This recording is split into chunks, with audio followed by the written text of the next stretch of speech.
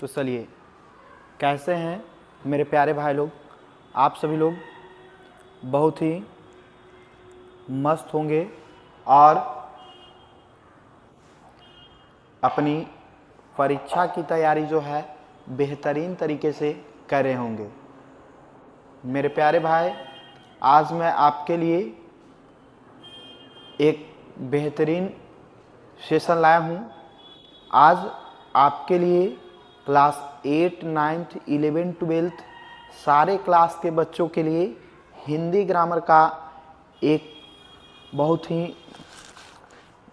महत्वपूर्ण टॉपिक समास के बारे में हम लोग पढ़ने वाले हैं। समास किसे कहते हैं, समास से संबंधित जो भी हमारा प्रश्न बनता है, इसके बारे में हम लोग बेहतरीन तरीके से चर्चा करेंगे। तो आपको अपना YouTube चैनल न्यू स्काई पर बहुत ही स्वागत है। चलिए हम लोग क्लास जो है शुरू करते हैं। देखिए, समास हम लोग कहते किसे हैं, तो समास का अर्थ होता है प्यारे बच्चों संक्षिप्त या तो छोटा करना। समास का अर्थ क्या होता है, संक्षिप्त या तो क्या होता है, छोटा करना। समास का अर्थ क्या होता है, संक्षिप्त या तो छोटा करना। हम लोग इसका परिभाषा बोलते हैं, दो या दो से अधिक पदों या शब्दों के मिलने से जो विकार उत्पन्न होता है उसे हम लोग क्या कहते हैं, समास कहते हैं। दो या दो से अधिक पदों के मिलने से जो विकार उत्पन्न होता है उसे हम लोग क्या कहते हैं प्यारे बच्चों, समास कहते हैं। समास का अर्थ क्या होता है, संक्षिप्त या तो छोटा करना। दो या दो से अधिक शब्दों के मेल या संयोग को ही हम लोग क्या कहते हैं, समास कहते हैं। इस मेल में विभक्ति चिन्हों का लोप हो जाता है। जो विभक्ति चिन्ह होगा वो हमारा क्या हो जाएगा, लोप हो जाएगा, गायब हो जाता है। क्या हो जाता है, गायब हो जाता है। बात करें भाषा में संक्षिप्तता जो है बहुत ही आवश्यक होता है और समास इसमें सहायक होते हैं। भाषा में संक्षिप्तता, छोटा रूप भाषा में जो है बहुत ही महत्वपूर्ण माना जाता है और समास जो है भाषा को और शब्द को छोटा बनाने में जो है एक महत्वपूर्ण भूमिका निभाता है, आवश्यक होता है। और समास द्वारा संक्षेप में, संक्षेप कहने का मतलब छोटा, कम से कम शब्दों द्वारा बड़ी से बड़ी और पूर्ण बातें कही जा सकती है। कम से कम शब्दों द्वारा और बड़ी से बड़ी बात जो है कम से कम शब्दों में कह सकते हैं। ठीक है, तो समास जो है संक्षिप्त करने का काम करता है। समास का उद्भव ही समान अर्थ को कम से कम शब्दों में करने की प्रवृत्ति के कारण हुआ है। समास का उद्भव या तो उत्पत्ति जो है कम से कम शब्दों में करने की प्रवृत्ति के कारण ही हुआ है। जैसे देखिए, दिन और रात। दिन और रात में तीन शब्द के प्रयोग के स्थान पर, जैसे हम लोग दिन और रात है, इसमें कितना शब्द है, दिन है, एक रात है, और दिन है और रात है ना। तो एक शब्द है, एक शब्द है, एक शब्द है, यानी तीन शब्द है। यहाँ पर तीन शब्दों के प्रयोग के स्थान पर हम लोग डायरेक्ट बोलते दिन रात। क्या बोलते, दिन रात। तो एक समस्त पद जो समस्त शब्द है किया जा सकता है। ठीक है, यानी कि इसको हम लोग क्या कर दिए, छोटा कर दिए। तो इसी प्रकार से हम लोग बोलते हैं धन संपन्न। इसका विग्रह करते हैं तो क्या होता है, धन से संपन्न। मतलब कि ये हम विग्रह किए और विग्रह ना, इसको एकदम संक्षिप्त बोल दिए डायरेक्ट, धन संपन्न। तो ये हमारा समास हो गया बउआ।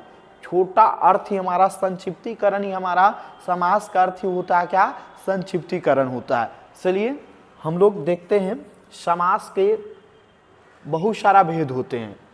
एक तो हमारा देखिए समस्त पद एक होता है हमारा, एक पूर्व पद होता है और एक उत्तर पद होता है और एक समास विग्रह। ये हमारा समास ऐसे जो होता है, मुख्यतः समास में दो पद होते हैं, एक समस्त पद पूर्व पद और क्या होता है, उत्तर पद। और पहले पद को पूर्व पद और दूसरे पद को हम लोग क्या कहते हैं प्यारे बच्चों, उत्तर पद कहते हैं। पहले पद को हम लोग पूर्व पद कहेंगे और दूसरे पद को क्या कहते हैं, उत्तर पद कहते हैं। जैसे ये हमारा समस्त पद हो गया, पूजा घर, माता पिता, नवरत्न, हस्तगत, तो पूजा प्लस घर, ये पूजा हमारा क्या हो गया पहला पद, और घर जो हमारा क्या हो गया अंतिम पद, यह तो उत्तर पद हो गया। माता हमारा क्या हो गया पूर्व पद हो गया, पिता हमारा क्या हो गया उत्तर पद हो गया, नभ हमारा क्या हो गया पूर्व पद हो गया, और रत्न हमारा क्या हो गया उत्तर पद हो गया। समास विग्रह कर दें तो क्या बोलते पूजा के लिए घर, माता और पिता, 9 रत्नों का समूह, हस्त में गाय को हम लोग क्या बोलते हैं हस्तगत बोलते हैं। ठीक है, ये आपको समझ में आया। प्यारे बच्चों, समास का भेद का बात करें तो समास जो है मुख्य रूप से यहाँ पर 4 प्रकार के बताए गए हैं। ऐसे हम लोग 6 प्रकार के समास पढ़ते हैं। कितने प्रकार के समास होते हैं तो 6 प्रकार के। हम लोग इसका ट्रिक भी जानते हैं। ट्रिक होता है ताक, दादी,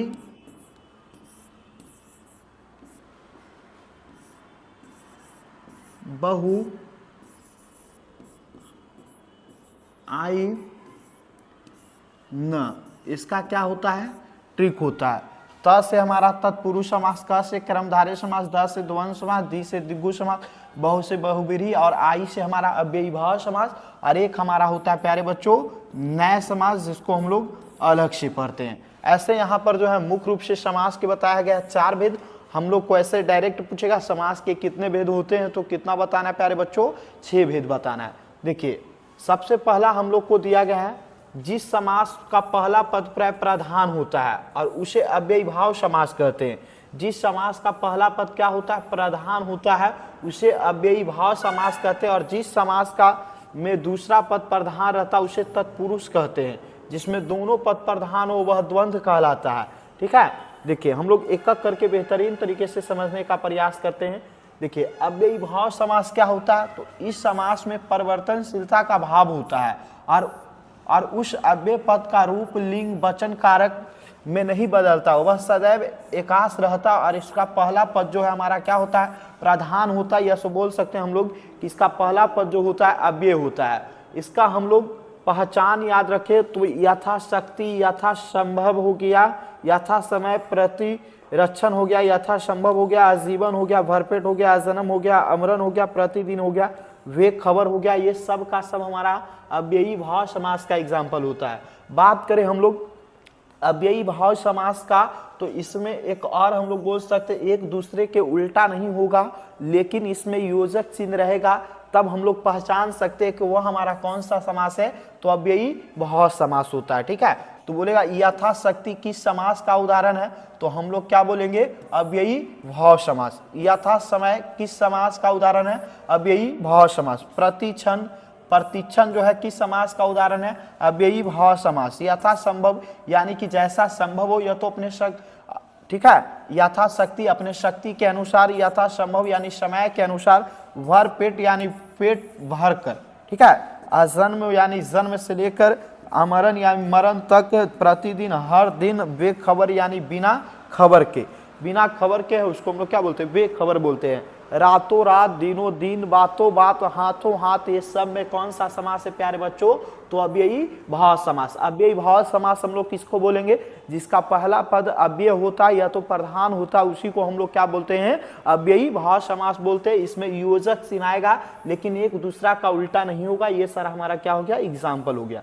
अपवाद में देखिए बताया गया घर घर, रातों रात, घर के, ये सब हमारा हो गया। दिनों दिन, दिनों दिनों दिन, इसमें बोलेगा कौन सा समास है तो ये इसमें कौन सा समास है प्यारे बच्चों दिनों दिन कौन सा समास है तो अव्ययी भाव समास। चलिए हम लोग नेक्स्ट जो है दूसरा नंबर देखते हैं तत्पुरुष समास। तत्पुरुष समास क्या होता है इस समास में पहला पद गौण व दूसरा पद प्रधान होता है। इसमें कारक के विभक्ति चिन्हों का लोप हो जाता है कर्ता व संबोधन कारक को छोड़कर। इसलिए इसमें जो कर्ता और संबोधन को छोड़ करके जो है 6 प्रकार का तत्पुरुष समास होता है। कितने प्रकार का तत्पुरुष समास होता है तो 6 प्रकार का होता है, जिसमें हम लोग को पहला पढ़ना होता है कर्म तत्पुरुष समास।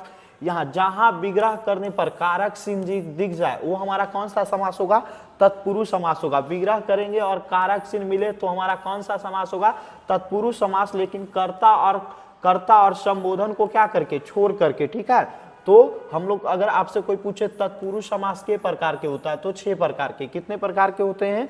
6 प्रकार के होते हैं, जिसमें पहला हम लोग को पढ़ना कर्म तत्पुरुष समास। इसको डायरेक्ट याद रखना, कर्म तत्पुरुष समास यानी कर्म कारक का चिन्ह क्या होता है? को होता है। विभक्ति चिन्हों का इसमें क्या है? लोप है। जैसे बात करेगा ग्रामगत, ग्राम को गया, पद प्राप्त, पद को प्राप्त, सर्वीय, सर्व को प्रिय, यश प्राप्त, यश को प्राप्त, देख रहे को चिनारा, को चिनारा, को चिनारा, विग्रह करने पर, समास विग्रह करने पर को चिनाया, तब ये हमारा कौन सा समास होगा? कर्म तत्पुरुष समास हो गया। चलिए हम लोग नेक्स्ट जो है देखते हैं, और नेक्स्ट हमारा है करण तत्पुरुष समास। करण तत्पुरुष समास का चिन्ह क्या होता है? से साधन द्वारा होता है। हम लोग पढ़े थे कारक में, करण समास जो है करण कारक है, इसका चिन्ह क्या होता है? से साधन द्वारा होता है। देखिए इसका चिन्ह जो है से होता है, जैसे भावपूर्ण, भाव से पूर्ण, वनाहत, वन से आहत, हस्तलिखित, हस्त से लिखा, वाड पीड़ित, वाड से पीड़ित। बोलेगा कि भावपूर्ण किस समास का उदाहरण है? करण तत्पुरुष समास का।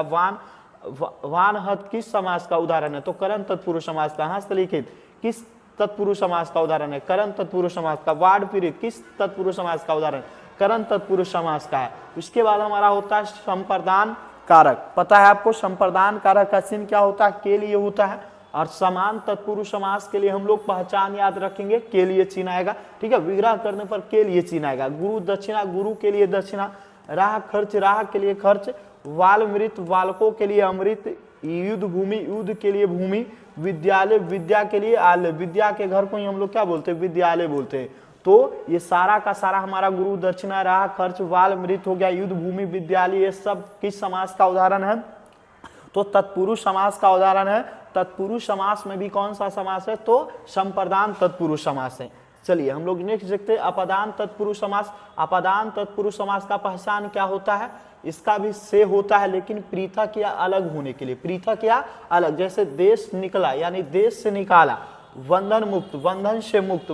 पथ भ्रष्ट, पथ से भ्रष्ट। ऋण मुक्त, ऋण से मुक्त, यानी कि इससे क्या हो रहा है? अलग हो रहे हैं ना। तो अलग होने के बोध में हम लोग अपादान कारक पढ़े थे। अपादान कारक का चिन्ह से जुदाई होता है। और अपादान तत्पुरुष का पहचान याद रखना से, लेकिन पृथक या अलग के लिए हम लोग करते हैं। जैसे देश निकला किस तत्पुरुष समास का? अपादान तत्पुरुष। बंधन मुक्त किस तत्पुरुष समास का? अपादान तत्पुरुष। ऋण मुक्त किस तत्पुरुष समास का? तो अपादान तत्पुरुष समास का एग्जाम। उसके बाद देखिए संबंध तत्पुरुष जो हो गया।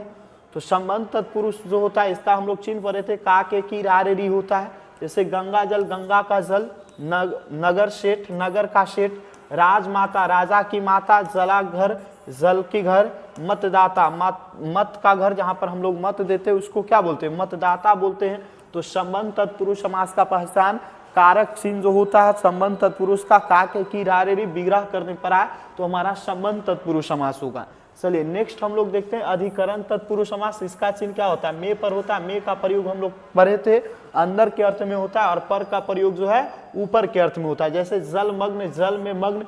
अप बीती, आप पर बीती। सिर दर्द, सिर में दर्द। घुड़सवार, घोड़े पर सवार।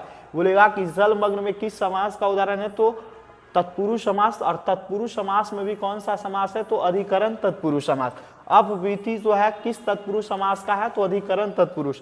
सिर दर्द किस तत्पुरुष समास का उदाहरण है? अधिकरण तत्पुरुष। घुड़सवार जो है किस तत्पुरुष समास का उदाहरण है? तो अधिकरण तत्पुरुष। चलिए नेक्स्ट हम लोग जो है तीसरा नंबर देखते हैं कर्मधारय समास। इस समास का पहला तथा दूसरा पद में विशेषण तथा विशेष अथवा उपमान उपमेय का संबंध होता है। इसका हम लोग एग्जाम याद रखते हैं, पहचान है जो। इसका पहचान है जो या तो जिसका। इसका पहचान क्या होता है? जो या जिसका होता है, ठीक है। विशेषण या विशेष हम लोग बोले तो महापुरुष, महान है जो पुरुष। पीताम्बर, पीला है जो अंबर।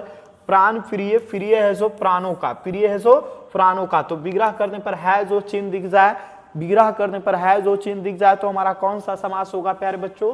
तो कर्मधारय समास होगा। कौन सा समास होगा? कर्मधारय समास। विग्रह करने पर है जो चिन्ह दिखे, विग्रह करने पर है जो, विग्रह करने पर है जो या जिसका चिन्ह दिखे तब हमारा कौन सा समास होगा? कर्मधारय समास होगा। एग्जाम्पल देखिए, एग्जाम्पल महापुरुष हो गया, पीताम्बर हो गया, प्राण प्रिय हो गया, महावीर हो गया, महात्मा हो गया, महान है जो आत्मा। ये सारा का सारा हमारा कर्म तत्पुरुष समास का उदाहरण है। चलिए नेक्स्ट हम लोग देखते हैं दिग्गु समास। इस समास का पहला पद जो है संख्यावाचक होता है। पूछेगा कि दिग्गु समास का पहला पद क्या होता है, तो संख्यावाचक होता है, अर्थात गणना बोधक होता है, गिनती का संख्या हम लोग बोल सकते हैं। तथा दूसरा पद जो है प्रधान होता है, क्योंकि इसमें बहुत यह जान पाता है कि इतनी वस्तुओं का समूह है। जैसे नवरत्न, 9 रत्नों का समूह, 9 रत्न अगर विग्रह करें तो 9 रत्नों का समूह होगा। बोलेगा नवरत्न में जो है कौन समास है, तो दिग्गु समास है। कौन सा समास है, दिग्गु समास है। सप्ताह, 7 हाथों का समूह को हम लोग क्या बोलते हैं, सप्ताह बोलते हैं। त्रिमूर्ति, 3 मूर्तियों का समूह को हम लोग क्या बोलते हैं, त्रिमूर्ति। तो किस समास का उदाहरण होगा, दिग्गु समास का। क्यों, क्योंकि संख्या आ रहा है, जहां संख्या है तो हमारा दिग्गु समास होगा। देखिए नवरत्न हो गया, 9 रत्नों का समूह हो गया, शताब्दी हो गया, 100 अब्दों या वर्षों का समूह होता, त्रिभुज हो गया, 3 भुजाओं का समूह, कौन सा समास, दिग्गु समास।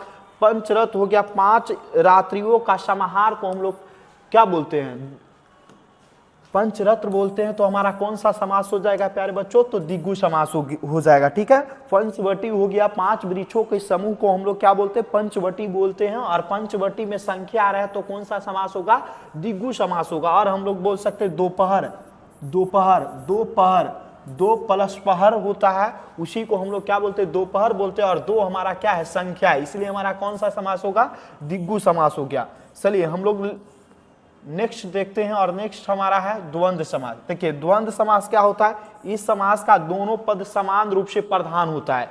इस समास का प्यारे बच्चों दोनों पद जो है समान रूप से प्रधान होता है। इसके दोनों पद योजक चिन्ह द्वारा जुड़े होते हैं तथा समास विग्रह करने पर और या अथवा तथा एवं आदि लगते हैं। जैसे देखिए ये हमारा जो इस प्रकार से चिन्ह है योजक है ना। और हम लोग बोल सकते हैं कि ये एक दूसरे के उल्टा होते हैं, विलोम शब्द वाला होता है। कैसा होता है, विलोम शब्द। ये एक दूसरे के कैसा होते हैं, उल्टा होते। तो रात दिन, सीताराम, दाल रोटी, ये सब का सब हमारा किस समास का उदाहरण होगा, द्वंद्व समास। तो द्वंद्व समास का याद रखना, इसका दोनों पद क्या होता है, प्रधान होता है। द्वंद्व समास का दोनों पद क्या होता है, प्रधान होता है। और विग्रह करने पर योजक चिन्ह हम लोग को दिखेगा, या तो एक दूसरे का उल्टा होगा, और विग्रह करेंगे तो और या अथवा या एव आएगा। जैसे दिन रात, दिन और रात, सीताराम, सीता और राम, दाल रोटी, दाल और रोटी, ये सब किस समास का उदाहरण है, तो द्वंद्व समास का उदाहरण है। चलिए हम लोग नेक्स्ट जो है देखते हैं माता पिता। माता पिता किस समास का उदाहरण है, तो द्वंद्व समास। आयात निर्यात किस समास का उदाहरण है, द्वंद्व समास। हानि लाभ किस समास का उदाहरण है, द्वंद्व समास। आना जाना किस समास का उदाहरण है, तो द्वंद्व समास का।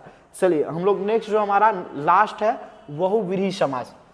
जिस समास का पूर्व पद और उत्तर पद दोनों ही गौण हो, अन्य पद प्रधान हो और उसके शाब्दिक अर्थ को छोड़कर एक नया अर्थ निकल जाता है, वह हमारा क्या कहलाता है, बहुव्रीहि समास कहलाता है। क्या कहलाता है, बहुव्रीहि समास। जैसे लंबोदर, अर्थात लंबा है उदर यानी पेट, जिसका दोनों पदों का अर्थ प्रधान न होकर, अर्थात जो है गणेश, गणेश जो है क्या है, प्रधान है। हम लोग बोल सकते हैं कि जो अपना समान अर्थ को छोड़कर विशेष अर्थ को ग्रहण करता है प्यारे बच्चों, उसी को हम लोग क्या बोलते हैं, तो बहुव्रीहि समास बोलते हैं। कौन सा समास बोलते हैं, बहुव्रीहि समास। जैसे घनश्याम, घन जैसा श्याम, अर्थात कृष्णा को हम लोग क्या बोलते हैं, घनश्याम बोलते हैं। और हम लोग बोल सकते हैं कि इसमें जो हमारा है पर्यायवाची शब्द आता है। कौन सा समास कौन सा शब्द आएगा, पर्यायवाची शब्द।